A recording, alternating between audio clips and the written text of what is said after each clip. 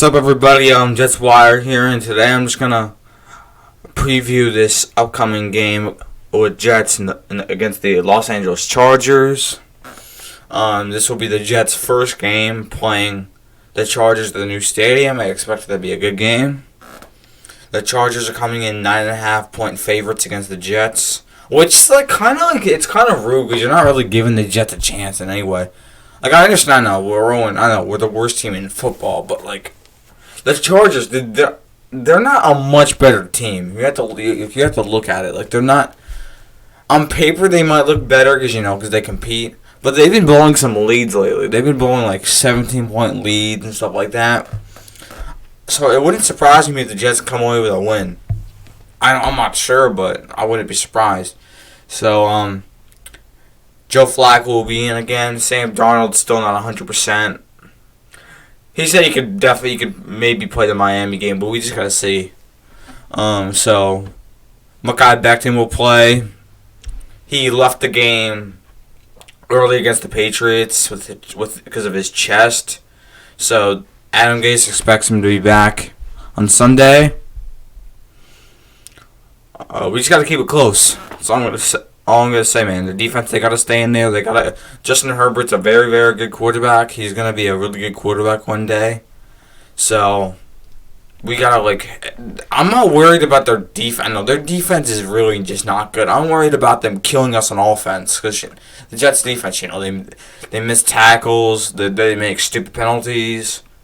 But we just gotta stay in, man. That's all I'm gonna say. So.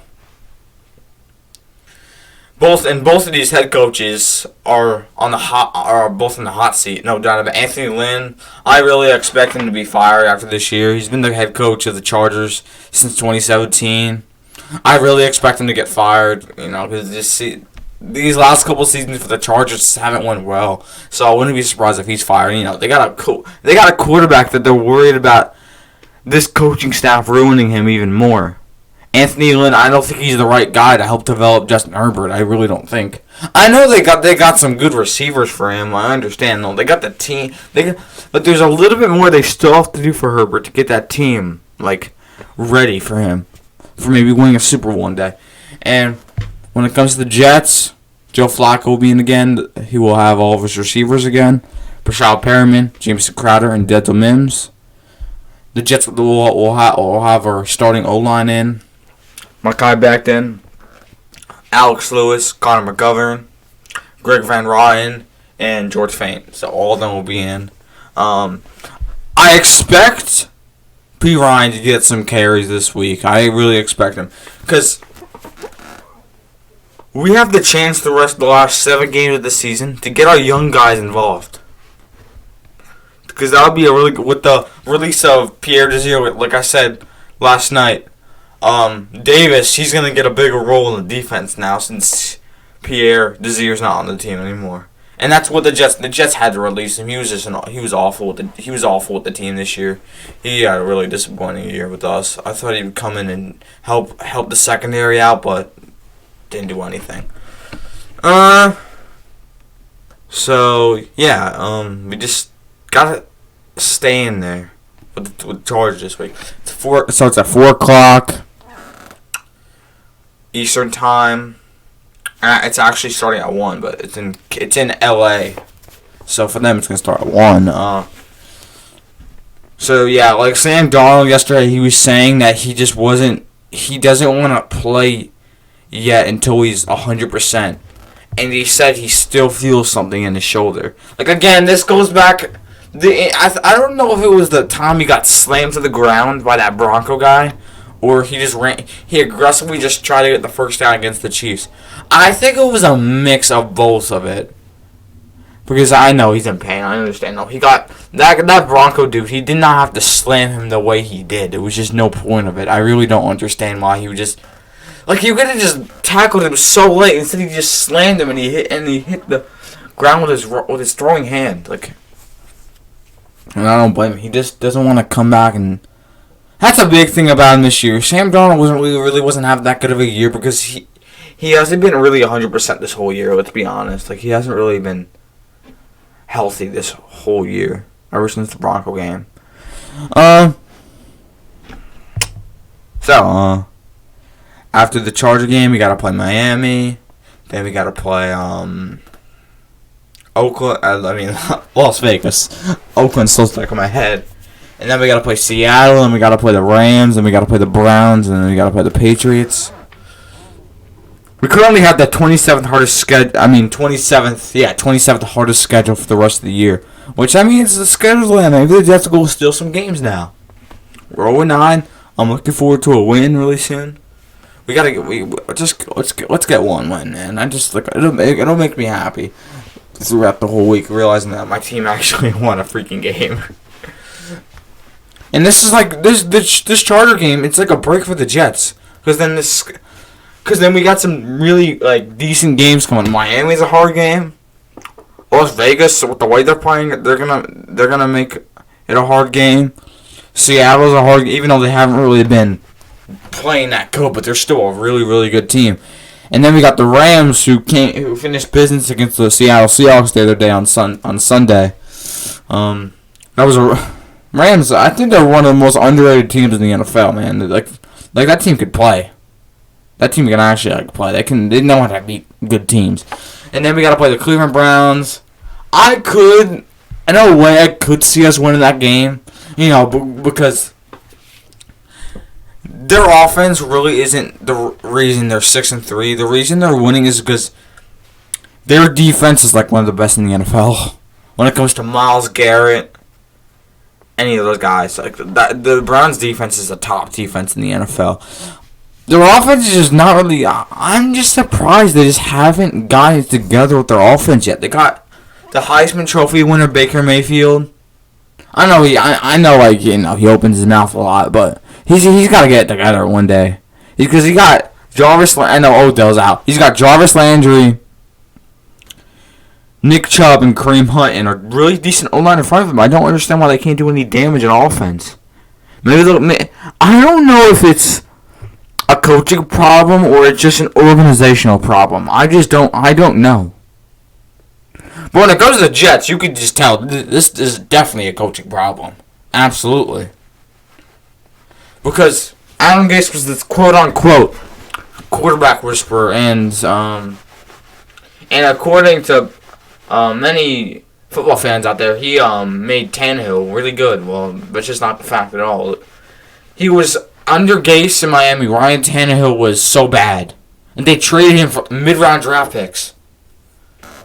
So I don't know where those football fans are coming from by trying to tell me Ryan Tannehill was good in Miami under Gase. He just wasn't. He was that bad. And then first year in Tennessee, he had the 4th highest passer grade in NFL history and led the Titans to the AFC Championship game.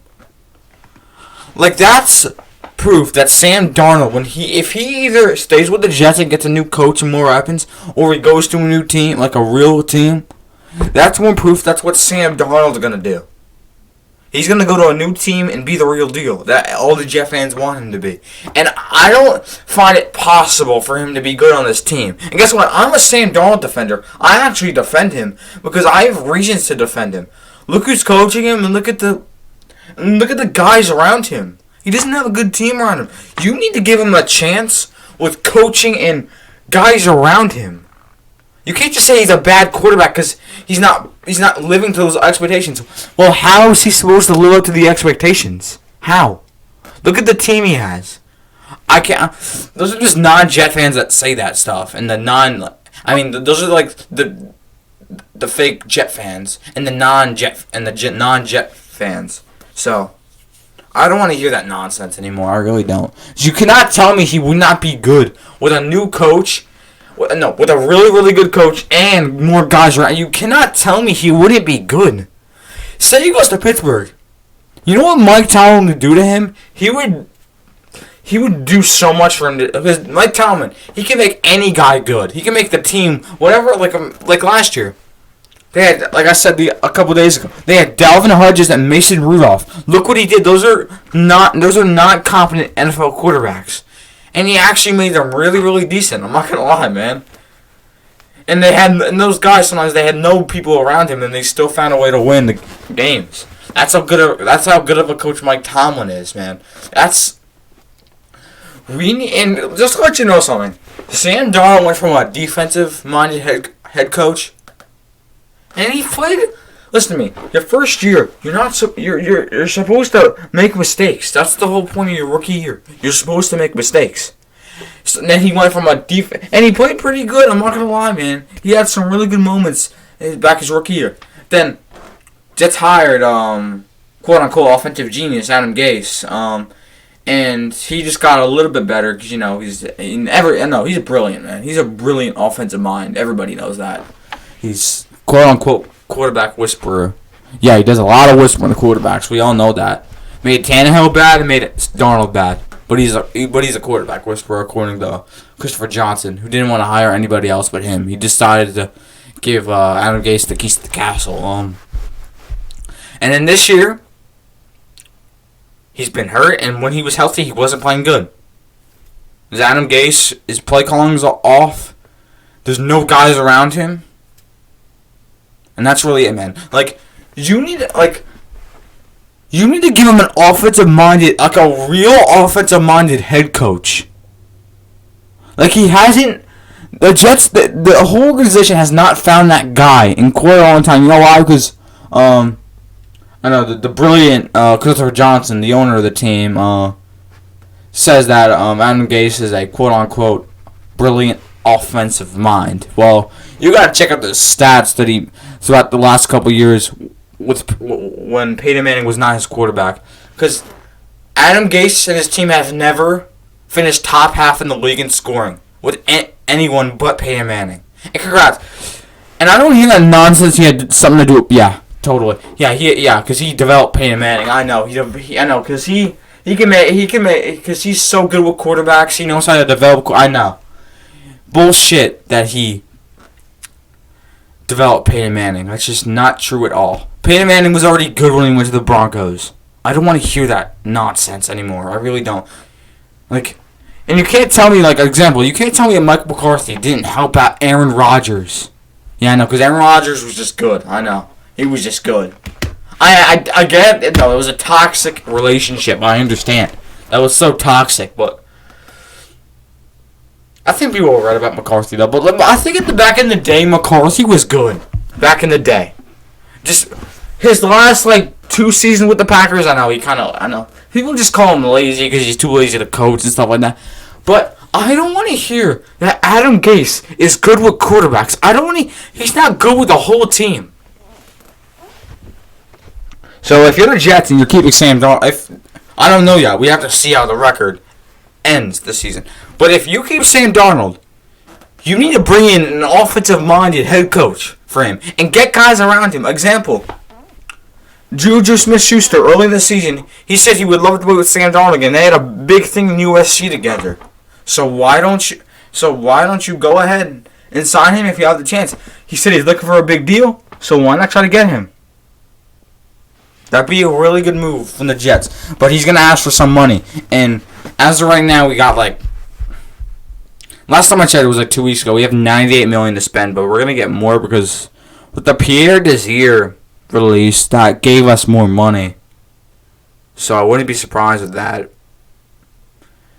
gave us maybe $99 million now. But if we trade more guys after this year, we can just get even. And by the way, free agency doesn't even start till March, and by then we'll have a new head coach. If this ownership actually fires this guy, because I'll actually make my year realizing this head coach will be fired. I'll be honest with you. If the Jets are something like 0-10, 0-11, 0-12, which I think is possible, I wouldn't be surprised if this coach gets fired before the season even ends. That would not shock me, not even a little bit. I doubt it, but you never know. So, again, in one of my videos, I gave you so many names that are. I don't want a defensive-minded head coach. No, I want an offensive-minded head coach. We need a guy that just knows everything about offense. Example, Eric Bieniemy. Look at him. He literally has the best offense in the NFL. Look what he's doing there. He has a big impact on the Chiefs' offense, including Patrick Mahomes, in my opinion. So, I don't want to hear that quarterbacks were just automatically good. I don't want to hear that. Because they clearly weren't. So if Patrick Mahomes didn't have this team that he has. No, listen to me. I am a huge Patrick Mahomes fan. Like, I am a big Patrick Mahomes fan. I love watching him play. But I'm just saying, if he didn't have the team he has with Tyreek Hill, Travis Kelce, the great offensive line in front of him, the master offensive-minded head coach Andy Reid, he'd be like this? Absolutely not. If he didn't have this team, forget about it. He would be nothing that he is now. Nothing at all. An example, like the Jets could have drafted him back in 2017. They didn't. But if they did, he would be nothing like this. Nothing like this. You gotta give the whole organization credit for knowing how to develop a quarterback like that. I knew Patrick Mahomes was gonna be good. I didn't know he would be this good for a 10th overall pick. I didn't think he would be this good because he could potentially end up being the best quarterback that ever lived if he keeps on going. And they could definitely get a Super Bowl again this year. They could definitely, no doubt about it. So I'm looking forward to the offseason because we got the Jets. They have a chance to get this franchise back in shape again. They have the chance. They have so many picks. If Seattle keeps on losing, that 20th pick will keep on going down. That's a good thing. I would like to get like a receiver or something like that. And we got to see what pick we're going to get with the record we have. We have to see. First, second, third. We got to see. Because the thing is, the Jets' schedule gets easy. And the Jaguars' schedule gets just even harder. So, it wouldn't shock me. And guess what? If the Jets get the first pick, Trevor Lawrence is going to think hard about staying at Clemson. Nobody should be shocked if he stays in Clemson for another year because he doesn't want to go to the Jets. And guess what? I'm not going to lie, man. If the Jets don't draft a Justin Fields or a Trevor Lawrence, that's not going to bother me. Because in my opinion, I think we have our guy. He just hasn't had the team around him to be good. I don't know how he's supposed to be good with the team he has. I don't understand why people put hate on him. Like, give him so much hate. I don't understand at all. Like, he says the right things. He blames himself after. And guess what? It's never too late to fix a quarterback like that. It's never too late. If the Jets could do the right things for him this offseason and get that guy, get that genius, he could be a whole different quarterback for years to come. So that's really it. Don't forget to watch the Jets vs. Chargers game. I expect it to be a very, very good game.